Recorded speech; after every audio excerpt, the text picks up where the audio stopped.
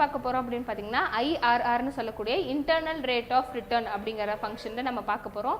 இது எதுக்கு அப்படின்னு பார்த்தீங்கன்னா, நீங்கள் இப்போ ஒரு கம்பெனிலையோ இல்லை ஒரு ப்ராஜெக்ட்லையோ இன்வெஸ்ட் பண்ணுறீங்க அப்படின்னா அது உங்களுக்கு ப்ராஃபிட்டபிளா அப்படின்னு தெரிஞ்சுக்கிறதுக்கான ஒரு ஃபங்க்ஷன் தான் இந்த ஐஆர்ஆர் அப்படின்னு சொல்லக்கூடிய ஃபங்க்ஷன். இது எங்கே இருக்கும் அப்படின்னு பார்த்தீங்கன்னா, அகைன் நம்ம ஃபார்முலாஸில் ஃபினான்ஷியல் அப்படிங்கிற காலமில் தான் நம்மளுக்கு இது இருக்கும். இது வந்து ஐஆர்ஆர் அப்படின்னு நம்ம கிளிக் பண்ணிட்டோம் அப்படின்னு பார்த்தீங்கன்னா நம்மளுக்கு வந்து ஃபங்க்ஷன் ஆர்குமெண்ட்ஸ்னு ஒரு பாக்ஸ் ஓப்பன் ஆகுது.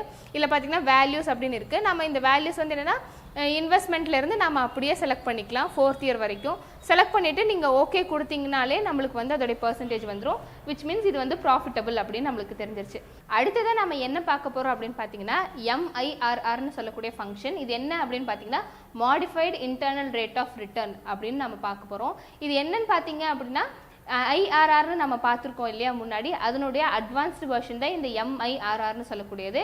இது வந்து எங்கே யூஸ் ஆகும் அப்படின்னு பார்த்தீங்கன்னா, நீங்கள் ஒரு கம்பெனியில் இன்வெஸ்ட் பண்ணீங்க அப்படின்னா அது ப்ராஃபிட்டபிளாக இல்லையான்னு தெரிஞ்சுக்கிறதுக்கு தான் ஐஆர்ஆர் யூஸ் பண்ணோம். அதனுடைய அட்வான்ஸ்டு வெர்ஷன் தான் இந்த MIRRனு சொல்லக்கூடிய இந்த ஃபங்க்ஷன். ஸோ இது எப்படி பண்ணுறது அப்படின்னு பார்க்கலாம். அகைன் நம்ம ஃபார்முலாஸில் போயிட்டு ஃபினான்ஷியல் அப்படிங்கிற காலமில் பார்த்தீங்கன்னா MIRRனு ஒரு ஃபங்க்ஷன் இருக்கும். ஸோ அதை கிளிக் பண்ணோம் அப்படின்னா நம்மளுக்கு டயலாக் பாக்ஸ் ஓப்பன் ஆகுது. ஸோ இங்கே வேல்யூஸ்னு சொல்லக்கூடிய இனிஷியல் இன்வெஸ்ட்மெண்ட்லேருந்து 4th இயருடைய ரிட்டர்ன் வரைக்கும் நம்ம வந்து செலக்ட் பண்ணிக்கலாம். தென் ஃபினான்ஷியல் ரேட் நம்மளுக்கு முன்னாடியே தெரியும். நம்ம இங்கே எக்ஸாம்பிளுக்காக 12% போட்டிருக்கோம்.